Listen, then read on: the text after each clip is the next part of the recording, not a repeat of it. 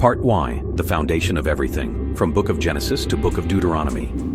Before anything existed that you could touch, measure, or understand, there was intention. Not randomness, not accident, not chaos disguised as order. There was God, and with a single command, "Let there be light," existence itself obeyed. Light did not argue. Creation did not hesitate. The universe did not negotiate. It responded. Immediately. Completely. Without resistance. That alone tells you something modern humanity struggles to accept. The foundation of reality is not opinion. It is authority. The book of Genesis does not begin by asking for your agreement. It begins by establishing truth. And in that truth you discover something unsettling and empowering at the same time. You were not created to define reality. You were created to live within it. Humanity's first identity was not confusion. It was clarity. So God created man in his own image. Genesis 1:27. This is where everything modern culture debates was already settled. Your value was never meant to be earned. It was given. Your identity was never meant to be constructed. It was designed. You were made to reflect something greater, not compete with it. But reflection requires alignment, and alignment requires trust. That is where everything broke. The first temptation was not about fruit. It was about authority.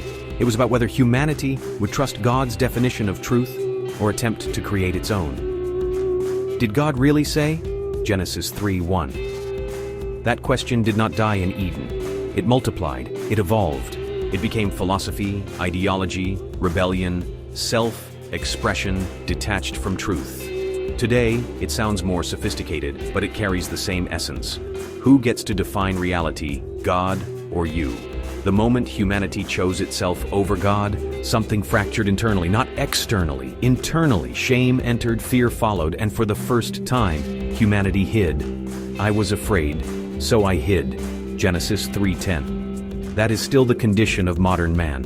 Not naked physically, but exposed spiritually. You're hiding behind achievements, behind curated identities, behind success, behind distractions, anything to avoid confronting the truth that something within feels off. Genesis does not just tell you how the world began. It tells you why you feel the way you feel. And then it shows you what happens next. Comparison. Cain and Abel were not separated by ability, but by posture. One gave with alignment, the other gave with ego. And when Cain's offering was rejected, he did not refine himself. He resented his brother. Sin is crouching at your door. Genesis 4:7. This is the birth of comparison culture, the same force that now fuels insecurity, jealousy, competition without purpose. People no longer measure themselves against truth. They measure themselves against each other. And just like Cain, when they feel inadequate, they don't transform. They attack. Genesis reveals something most people don't want to admit. Unchecked emotion becomes destructive behavior, and when multiplied across society, it becomes collapse. By the time of Noah, humanity had reached a point where internal corruption became collective culture. Every inclination of the thoughts of the human heart was only evil all the time. Genesis 6:5. This was not just sin, it was normalization of disorder. A society where truth was no longer central, where desire dictated behavior, where restraint was abandoned. And in response, God did not simply punish, he reset. Noah was not chosen because he was extraordinary. He was chosen because he was aligned. In a world that rejected God, Noah listened. That is always the dividing line. Not intelligence, not status, not influence, alignment. And that question still stands today. When everything around you is loud, chaotic, and persuasive, can you still hear truth? Because we are not far removed from Noah's world. We are simply more technologically advanced in our distractions. Truth is debated. Identity is fluid. Morality is rebranded as preference. And like the days of Noah, people continue as if consequence does not exist. But Genesis does not leave humanity in destruction. It introduces promise. Through Abraham, God establishes a new pattern, not control, but covenant, not force, but faith. Go to the land I will show you. Genesis 12:1. No details, no guarantees, just direction. This is where modern thinking collides with biblical truth. We want certainty before movement. God requires movement before clarity. Abraham stepped without seeing, and in doing so, became the father of faith. But even faith wrestles with time. When the promise of a son was delayed, Abraham and Sarah did what many still do today. They tried to fulfill God's promise through human effort. The result was Ishmael, a reminder that impatience creates outcomes that look like progress, but are misaligned with purpose. This is one of the most overlooked truths in Scripture. Not everything that works is from God. Genesis continues to reveal the consequences of moral drift through Sodom and Gomorrah, but the deeper issue was not the presence of sin. It was the acceptance of it. What was once hidden became normalized. What was once resisted became defended. Lot lived there comfortably. That is the danger. You don't have to actively participate in a broken culture to be shaped by it. Passive tolerance eventually becomes internal compromise. And still, even within dysfunction, God moves with precision. Through Joseph, we see betrayal transformed into purpose. Sold by his own brothers, imprisoned unjustly, forgotten by those he helped. Joseph's life is a blueprint for understanding adversity. You meant evil against me, but God meant it for good. Genesis 50:20. That is not poetic optimism. That is divine perspective. Modern society often views hardship as interruption. Scripture reveals it as construction. What feels like delay is often development. What feels like loss is often positioning. Joseph did not rise in spite of his suffering. He rose because of it. And then the narrative shifts from individuals to systems. In the book of Exodus, humanity is no longer wandering. It is enslaved. Oppressed under Pharaoh, a ruler who represents more than a man. Pharaoh is the embodiment of control, power, and systemic bondage. And into that system, God sends Moses.